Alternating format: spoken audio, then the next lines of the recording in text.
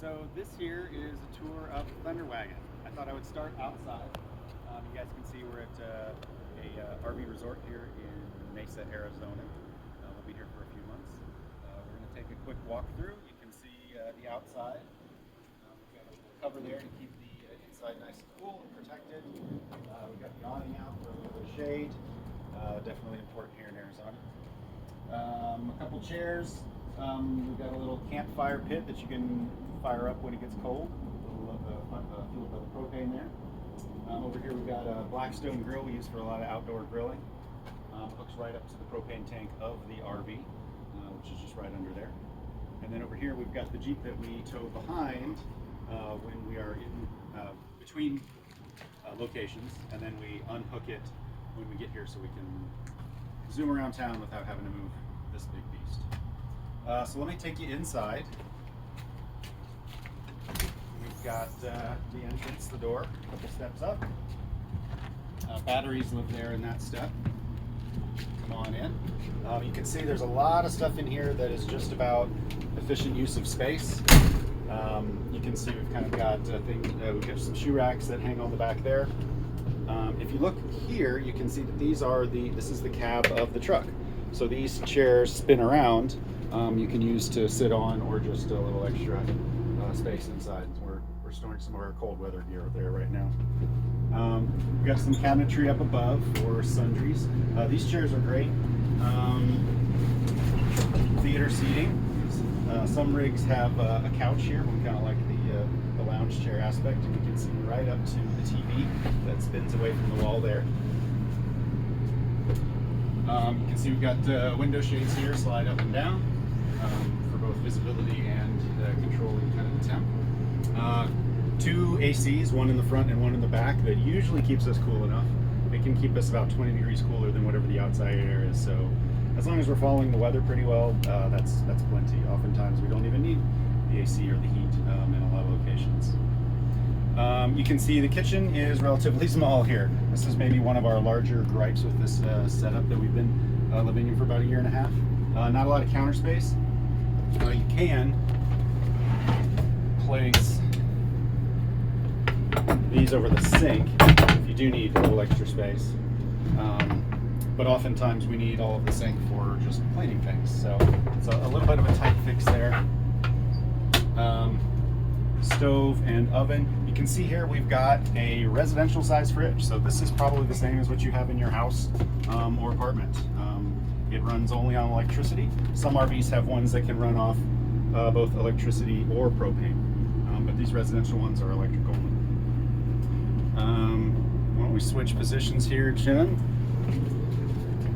Thermostat for the AC. And then here's the bathroom.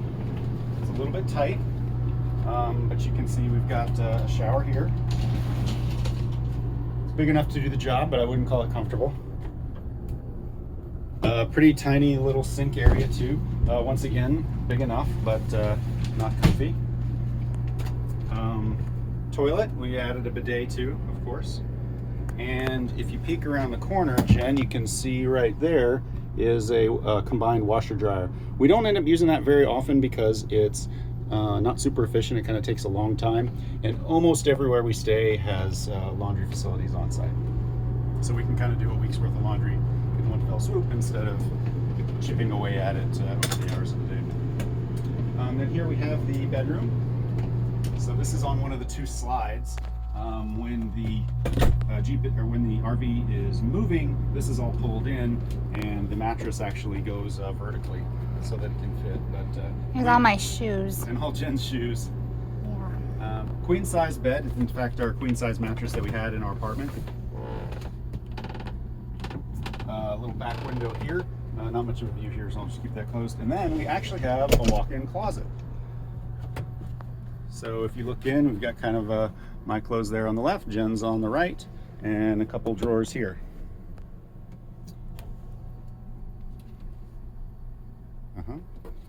So not a ton of space. Let me show you one last thing. So, you know, there's actually let me finish up with some of the kitchen here.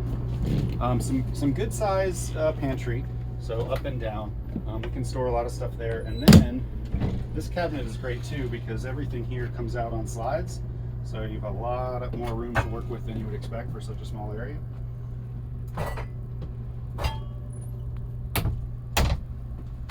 Let's see, and then where most of the rest of our everything else goes is this area here we call the attic.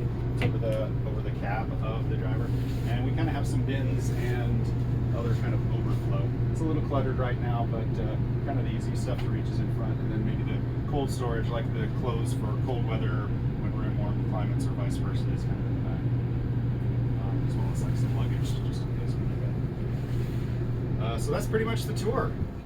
So this is the Thunder Wagon tour, but I'm going to give you a sneak peek. We are in the process of upgrading.